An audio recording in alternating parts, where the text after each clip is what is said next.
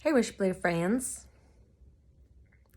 These always turn out to be mirrors for me. I don't know why I start fiddling with my hair as soon as I get onto something like this, like a Marco Polo or something.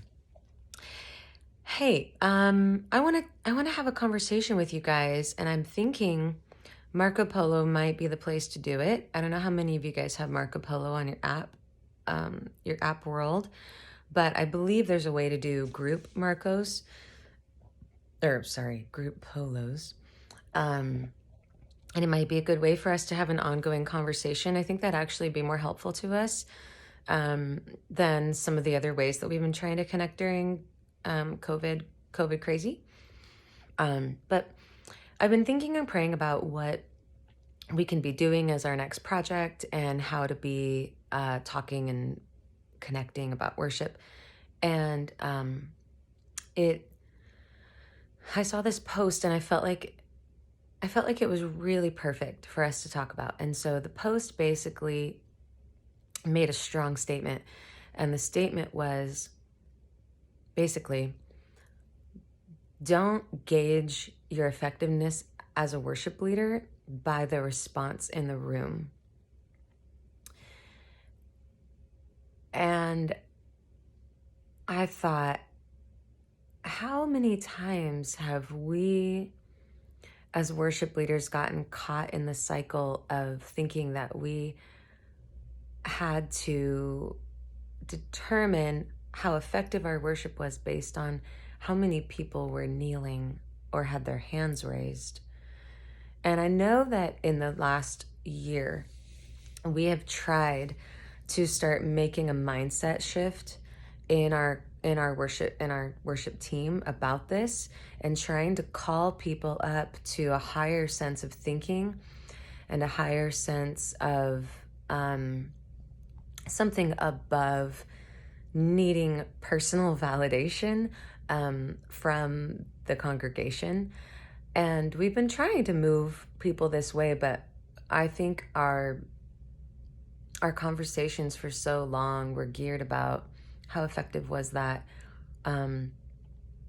Well, you know, we made a lot of mistakes and we sang some wrong notes, but wow, a lot of people had their hands raised, and so sometimes it was like an accurate thing. I'm not saying that we can't say that.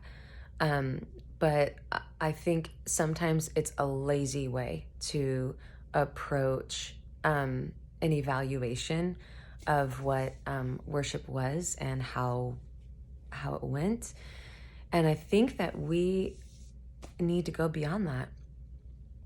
I think we need to start digging deeper into, what did God think about it? What was happening in people's hearts? What was the Holy Spirit doing in the room? What was the Holy Spirit saying to us in the moment? And I think that we can grow in this. And I think it's an aspect of growth that we need to get to. I don't ever want to walk out of church with a mindset of feeling better about myself because I saw a lot of hands raised. Because that means that I have turned the congregation into something that is self-serving, when my identity, my focus, my whole purpose in life needs to be based in the Lord. So I say all that to say, let's not base it off of engagement, because there are times, and we have said this, I know that I've said this in our prayer room after services, there are times when you are doing, it is an absolute miracle that you even got yourself into church, and that some days you just need to receive because you're broken, you're in a broken season. And then there are some days that you can give out of a place of brokenness. And then there's some days when you're not broken and you can just release this beautiful expression of joy.